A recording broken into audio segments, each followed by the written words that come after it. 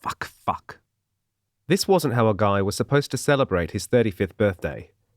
He was supposed to be in a pub, listening to a drunken rendition of Happy Birthday, or at a barbecue being introduced to so-and-so's cousin with a great personality, or out to dinner with a slice of wheat-free, dairy-free, taste-free cake. Hell, anywhere but here.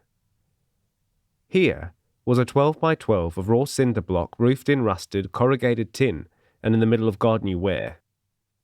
The only furniture was the folding chair in the centre of the room, bolted to the cement floor. The chair Jack was tied to by wrists, ankles, thighs and chest.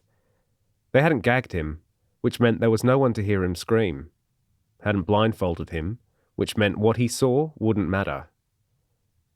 It was cold, but not as cold as it got closer to dawn, so only a couple of hours had passed since he'd been jumped at least.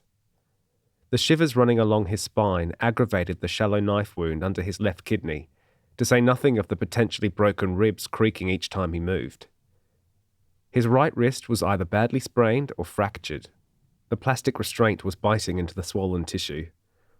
All of it hurt enough to make his teeth ache. Or maybe that was from the repeated blows to his jaw. Hey! Jack couldn't help but try. What's going on? I didn't do anything! Come on, what's the deal? Like before, no response. The icteric light of a dozen fluorescent glow tubes hanging overhead gave everything a sickly yellow tinge. Behind him, the wall with the door. To his left, a wall with a set of shackles.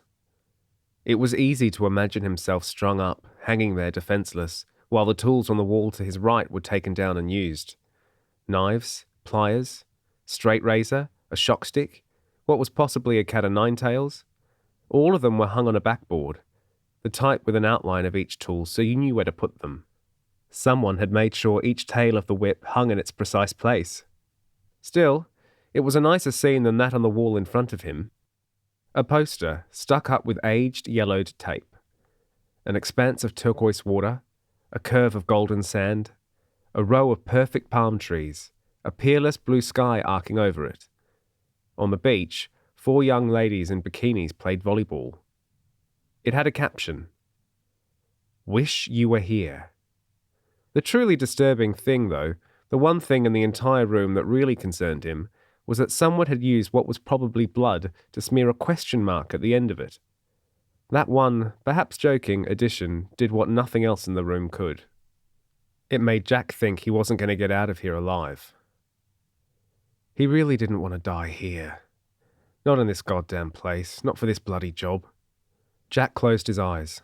The darkness he found there suited the cold, but it didn't stay dark for long. It rarely did these days. Something always lurked behind his eyelids, waiting to pounce. Tonight's bad memory was the compound. Walking from the barracks to the big house, where Mr. Valadian stayed when he was in residence, he'd kept his hands stuffed in the front pockets of his jeans, shoulders hunched against the chill of the desert night. Thankfully, his jeans and wool-lined bomber jacket, collar turned up around his neck, had been enough barrier against the cold. Jack had barely got one foot on the bottom step before Jimmy was there. Thinking it had been a routine summons, Jack hadn't been prepared, a telling fact of how bad things had become.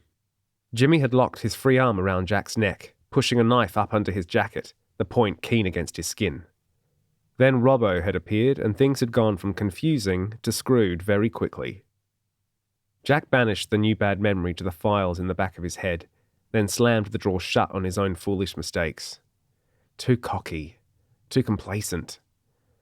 Too bloody